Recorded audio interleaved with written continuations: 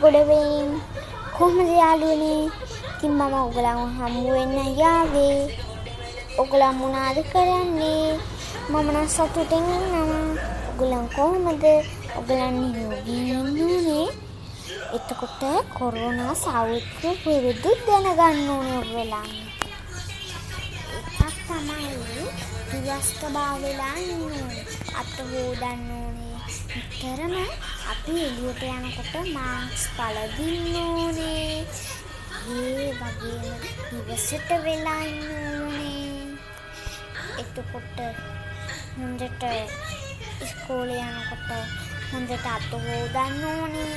සබන් දාලා එහෙම තමයි අපේ හොඳ පුරුදු කරන්න ඕනේ.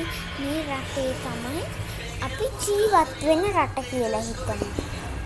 දැන් අපි මෙහෙම හිතමු. මේක දැන් මොනාවක් නැහැ කියලා. මේ මූණේ මොනාවක් නැහැ කියලා හිතමු. මේ බෝයි. එතකොට මේක ලෝකයක්. හරිද? එතකොට තමයි කොරෝනා එනවා අපිට. ඒ නිසා කොරෝනා මේ රවුම ඇතුළට ආවොත් ලෝකෙට මොකද වෙන්නේ?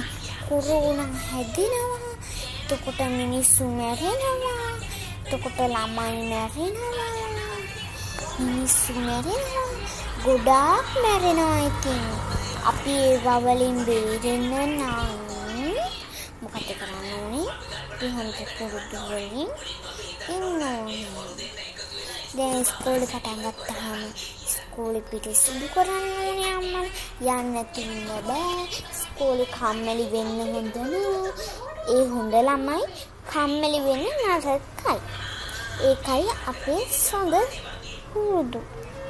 ඒක දන්නේ ඔයගොල්ලෝ. ඒකයි අපේ හොඳ පුරුද්ද ඇතුළත. එහෙනම් good evening. Bye. ඔයගලන්ට bye bye.